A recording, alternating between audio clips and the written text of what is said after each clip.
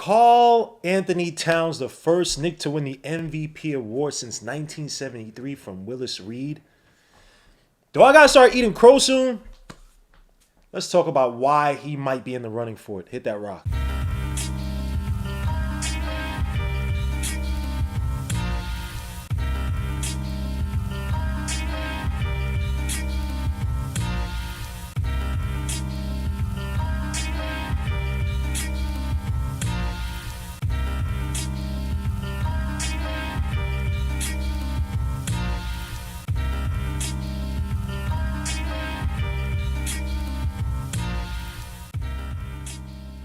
Before we get started, make sure to hit the like, subscribe to the channel. Make sure to hit the dark notification bell to get each and every notification for each and every video I put out there.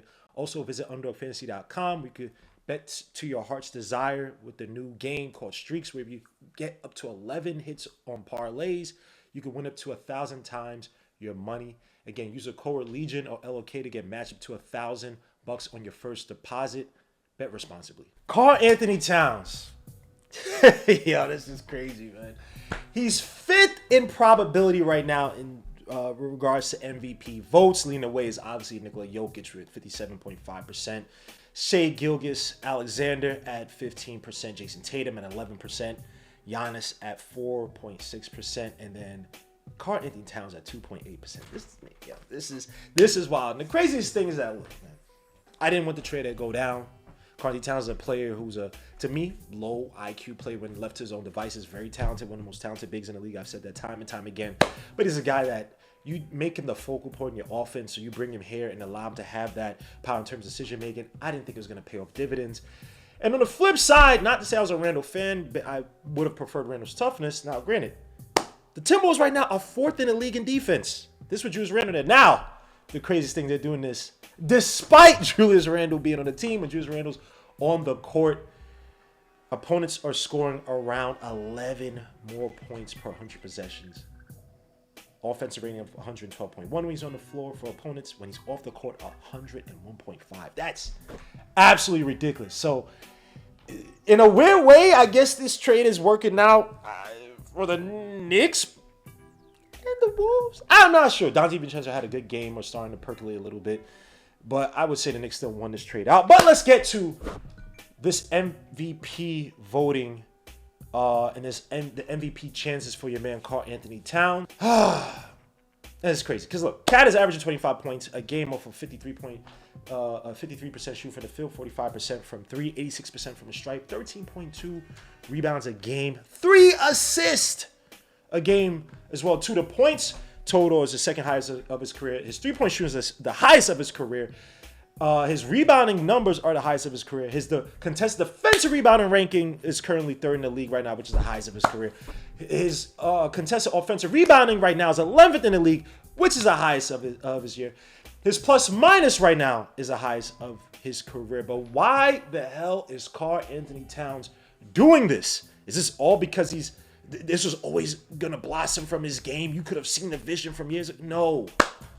Let's really talk about it. Now, there are some factors that necessarily don't have to do with him last year playing alongside Rudy Gobert, who clogged the paint a lot. And because of Rudy Gobert's defense and the lack of defensive impact from Karl-Anthony-Towns consistently, you had to have Rudy Gobert in there. So Karl-Anthony-Towns many times left the top of the key, was put in a corner at times too. He's not a prolific corner three-point shooter. And it seems, okay, you have the Gobert factor. You also have the Chris Finch factor, who I believe was a little bit overwhelmed with Karl-Anthony-Towns' talent. I think Chris Finch was also a factor as well too. Chris Finch, who's extolled and talked about Karl-Anthony-Towns' talent since he got there, can never truly get the best out of him, can never really get his talent in the best positions and schemes on the court, can never really get him to play smart basketball. We're talking about the first year I believe Chris Finch was there. They playing the Grizzlies in the playoffs, down by 4 late in the fourth quarter in a do-or-die game. Jaren Jackson has 5 fouls. Karl-Anthony-Towns, what does he do? Anthony Edwards brings up the ball, passes to him. He takes a quick 3, misses a shot. The Timberwolves never really had a chance to get back in that game. Dallas last season, against the Mavericks. Your man Karl-Anthony-Towns was struggling. Now, granted, Derek Lively is a good player. PJ Washington also plays some good defense coming over from the Charlotte Hornets.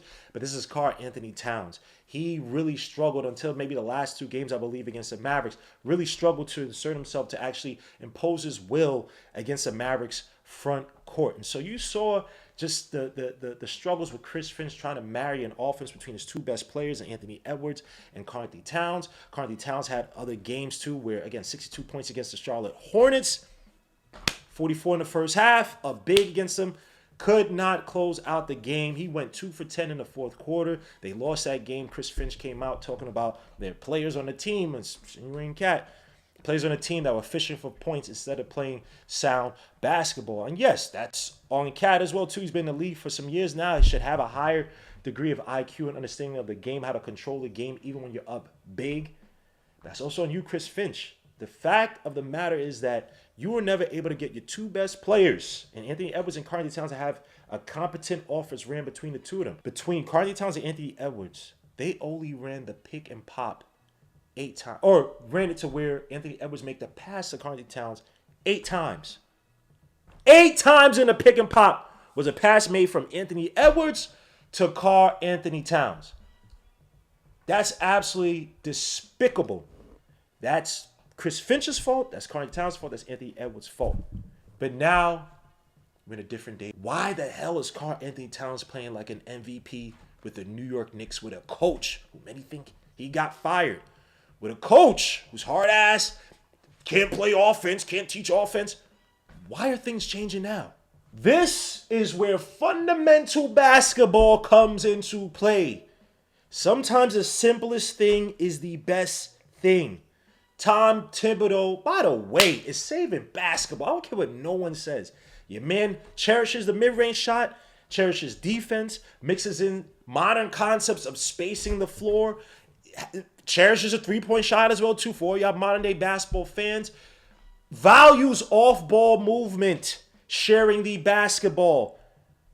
And also, last but not least, defense. Despite what you see right now at Knicks numbers, the defensive rating, defensive profile is getting better. But I'll talk about Tom Thibodeau saving basketball in another video. Let's get back to Cat. Tom Thibodeau has done what a Cat has simplified it. Take the complex decision-making out that a lot of teams afford talented players because they got drafted high or they're getting a lot of money. Take that complex decision-making out, put them within the scheme, and exploit their ability within that structure. And voila. He's done it with other bigs in the past, more so on the defensive end. You know, the Nerlens Wells, obviously Mitchell Robinson, getting even more out of an all-star like a Luol Deng. That's not necessarily a front court guy, but Tom Thibodeau takes these players' talents, puts them within the scheme, and voila. The biggest name is Joakim Noah. It's a guy that came out of Florida. No one thought that he was going to be 5th in MVP voting when he won it. A guy that showed flashes of passing, but you never thought him be as a facilitator like that when he was with Chicago in his heyday. Defensive big come out of Florida. But a non-scoring, non-shooting guy like Joakim Noah, pivotal piece in Tom Thibodeau's Chicago triangle offense, variation of it. A guy that was operating at a ridiculously high level with Derrick Rose and then Jimmy Butler. Really expand Joakim Noah's game. He didn't make this guy shoot shots. The guy still was shooting terrible free throws, whatever. But he didn't do all this. He didn't say, here's the ball. You run the offense. And maybe have Joakim Noah try to force his way to get to 15, 20 points a game. No. Took his talents, put them in the system, said, hey, you be here when this happens, you be here when this happens. You do this dribble handoff, you attack here, you find this player. Voila, results. That's what Tom Thibodeau tried to do with Cat early on in Minnesota. He wasn't really blinded by Karl-Anthony-Towns' talent, tried to get his butt in the post. And remember, Karl-Anthony-Towns put some of his best career numbers under Tom Thibodeau. Now, yeah, I think he had like one really good year with Saunders as well, too. But his best numbers, for the most part, came under Tom Thibodeau. Things didn't work out. The ownership probably saw this, hey, we're going to favor the player versus the coach, which is unfortunate and happens in many cases. Tom Thibodeau was out, and you saw how that team kind of fell apart. The talent really couldn't match up to expectations, or at least couldn't deliver the results.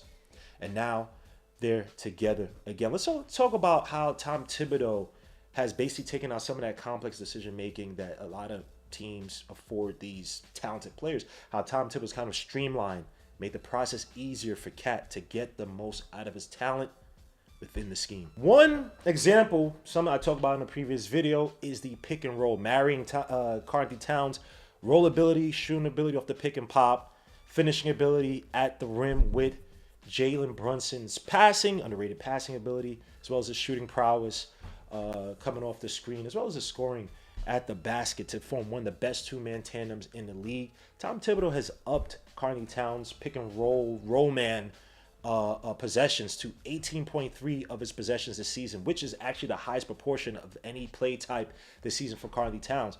Last year with Minnesota, he only ran it in terms of as a roll man in the pick and roll only 8% of the time.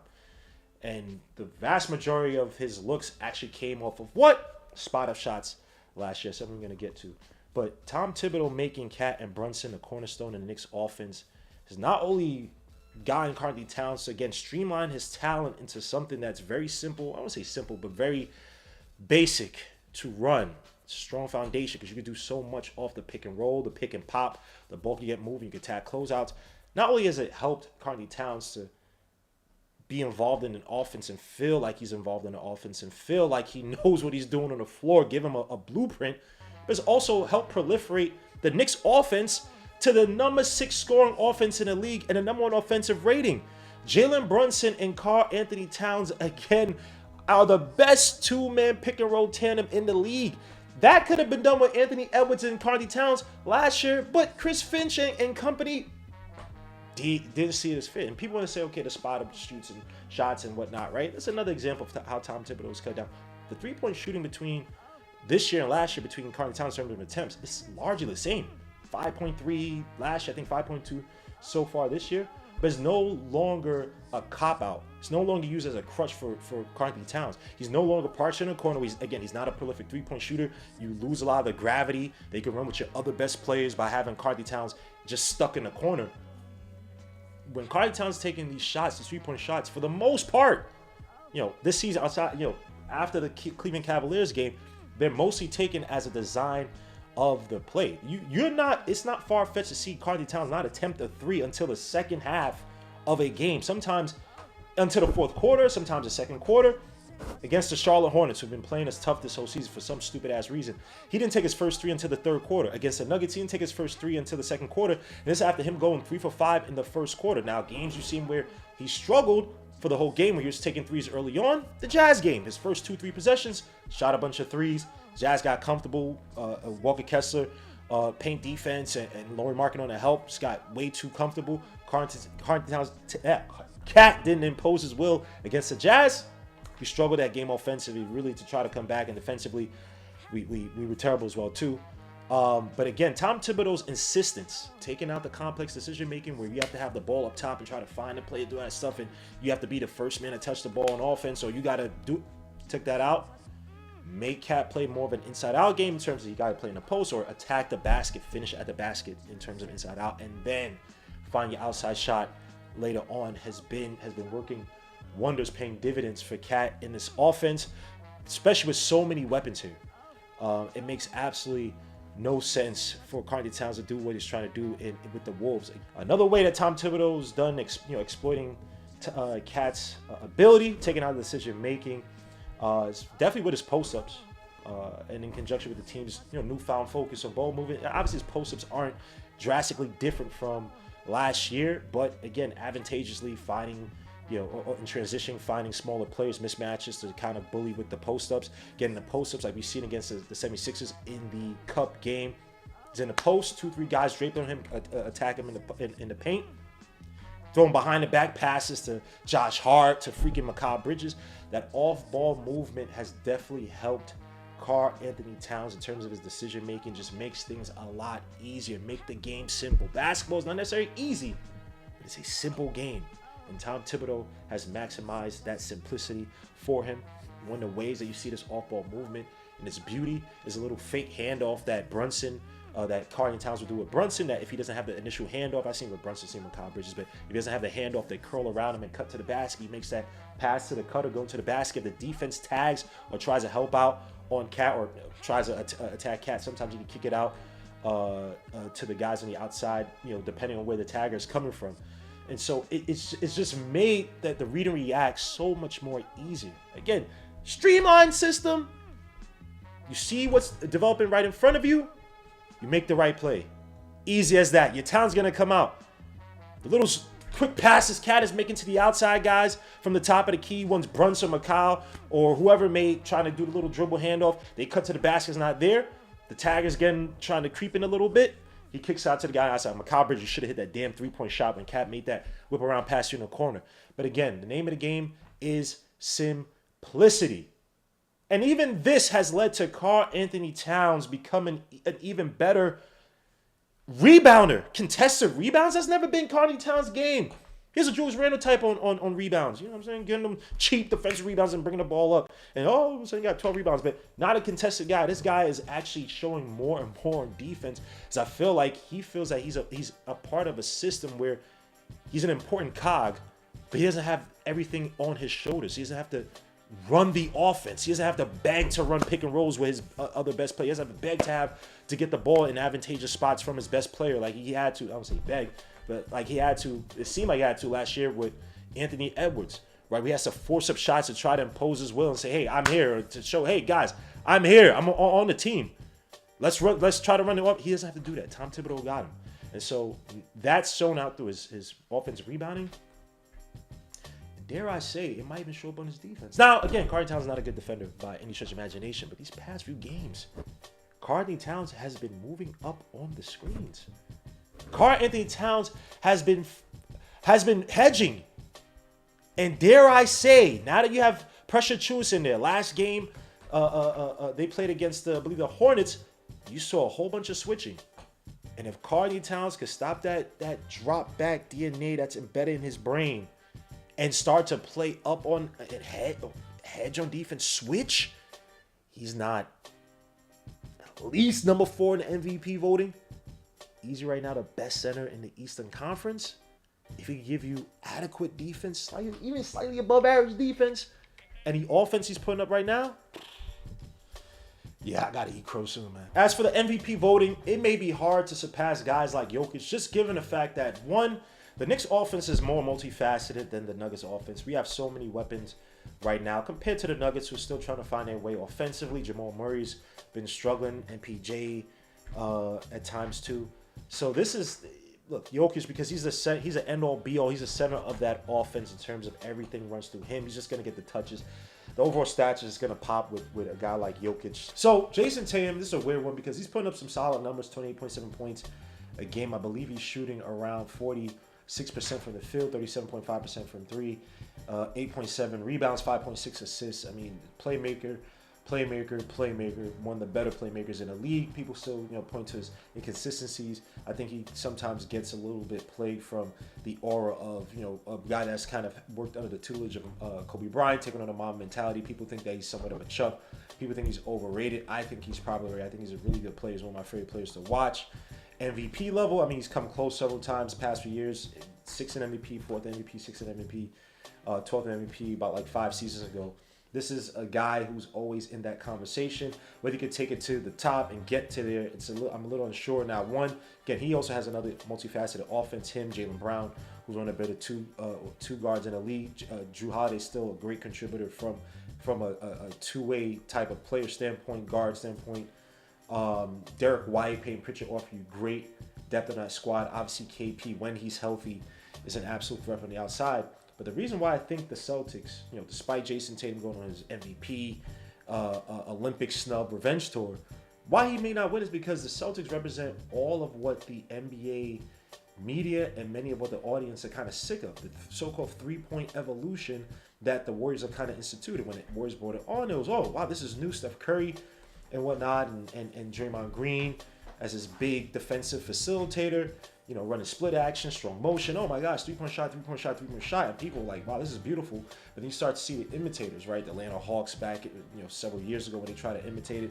And then despite the fact that the Celtics are, again, they're a successful team with a three-point shot, number 1 in attempts. But when in top there, up there in terms of makes, people are tired of it. people are sick of it. People miss fundamentals. People miss the footwork. People miss defense. Even though I wouldn't blame necessarily the Celtics on that, but they miss a lot of fundamentals that went into the basketball, into the sport, into what made it great, right?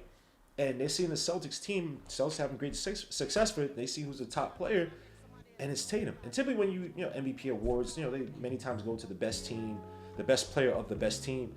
And when you look at the Celtics, they're the best team in the East, but people they will blame the Celtics for so-called, I don't say ruining basketball, but being part of that idea that the three-point shot is ruining basketball. So I just don't see Jason Tatum winning the MVP award. Now, can Cat go above him? Now, if the Celtics kind of, flub out and just lose and lose their number one position in the Eastern Conference, and Knicks overtake that somehow, then maybe so. But for as for right now, just as, in terms of voting, I still see him being above Cat, just because the Celtics are that dominant of a team, especially in the Eastern Conference. But with him winning overall, I think the media, I think the writers who vote in, I think the people will be more, not just writers, but the voters overall, they'll be more happy to give Jokic another MVP over giving the face of what they think is ruining the league in Jason Tatum.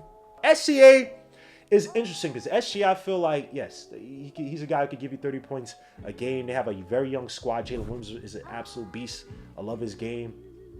Chet Holmgren is a really good front court partner with SGA. I want to see, I'm just not convinced because SGA, a lot of his offense comes from foul shooting, right? Drawing the fouls, getting to the foul line. Obviously, it kind of, I won't say takes a backseat, but it's just not as prolific in the playoffs, even though he can still pour in the playoffs. But I just wonder how he's being viewed. Is he just seen as like a really good, talented point guard, or is he seen as an anchor that can lead the OKC Thunder deep into the playoffs? Now, granted, I know MVP's a regular season award, but these thoughts goes into the minds of a lot of these voters. Can you get winning basketball from SGA? They sniff out the the regular season. It's like, we know what y'all can do in the regular season. Go to the line, get fouled, get a whole bunch of points at the foul line, and voila, you got 30 points. But is it so-called winning basketball to get a talented team like the OKC Thunder past the big wigs, the big head honchos, so-called head honchos in the West? Which is right. I don't know if the West is weaker or stronger, but it's in a weird position right now. You would think that the OKC Thunder, if they win get the number one seed again, or get the number one seed this year, it's tough. It's tough, man, to say with SGA, even though I think he's easily top 3-point guard in the league. I just think they want to see more impactful basketball with all those points. Now, we're going to get back to it, but with what I said earlier, he's definitely the best big in the East. Look, Giannis Antetokounmpo, I'm not convinced by Giannis and Dame until I see better winning basketball between those two. Giannis and Dame, I believe, were like 11th or whatever in pick and roll tandems in the league, but they're still playing 500 basketball. So to me, Giannis, who right now is above Cat in fourth place in terms of probability, I still don't see those two giving you dominant basketball like you expect. Dame don't want to be there. Doc Rivers is not a good coach, and Giannis is not really expanding his game per se, right? He's a guy who still lives by physically just being imposing at the rim. Is this guy going to be able to space at the floor? Have you seen Giannis really elevate his game like that for him to win MVP again? Is it better than Cat? Is he more dominant than Cat? Yes, but is it by a long shot? Would I ever say that him and Cat right now this season, that they can't have a back and forth game, both those guys having 30, 40 points? Or at least of impact, 30, 40 points, it feels like, of impact in terms of scoring as well as facilitating. I'm not sure, man. I do think that Cat is creeping up. I think he's in a better coaching situation than Giannis. I think he plays more impactful basketball, at least right now, than Giannis. Where his scoring, how he's scoring, how he's attacking the basket, how he's exploiting from the outside, attacking closeouts. I think that how he's being positioned right now within the Knicks offense is a lot more impactful, as the record shows it to, than Giannis and Dame. Despite the fact that Giannis and Dame, I mean, they could pour in 60, 70 points, but they've had games where they both scored 30-something points, and they still lost. KP is another one in the Eastern Conference, 21-8, but he's a product of the Celtics system. And I'm just talking about bigs in the Eastern Conference. I just don't see KP as a guy. He also just can't stay healthy enough. So I'm not even considering him as one of the best bigs in the Eastern Conference over Cat. Bam Adebayo is a really interesting one. His numbers have dipped in terms of scoring, but this is a guy that's putting up some of his highest assist numbers. Not the highest of his season of his career, but putting up some of his highest assist numbers. Definitely higher than the last 2 seasons. Now that you have guys getting a little bit older, he's taking a much more important role in the offense in terms of facilitating, in terms of being a sentry. This season, he's putting up, I think, like 15 points a game, which again is a little dip from his 19 last year. But he's just being asked to do so much on both the offensive and defensive end. Is he better than Cat? Nah. And I know that we played in the first game, and Cat did his thing against the Miami Heat. Absolutely abused Bam Adebayo. But Bam is not. Yeah, I can't put Bam right now. I like Bam's 2-way game. Cat is just much more of a dynamic scorer. And now that Cat's not even favoring the 3-point shot, he's an absolute terror out there. But guys, let me know your thoughts. Is Karl-Anthony-Towns going to win the MVP vote, the MVP award this season by season's end? What expectations you see as the season progresses? Who do you think, or what do you think are the biggest factors as to why he's playing MVP basketball right now? Am I right by saying it's Tom Thibodeau? Is it something that you guys always saw coming down the road? Long time coming, Sam Cook. Let me know your thoughts in the comments. Your boy Gmo Leisure Knicks, and I will see you guys on the next one. Peace, God bless. We out.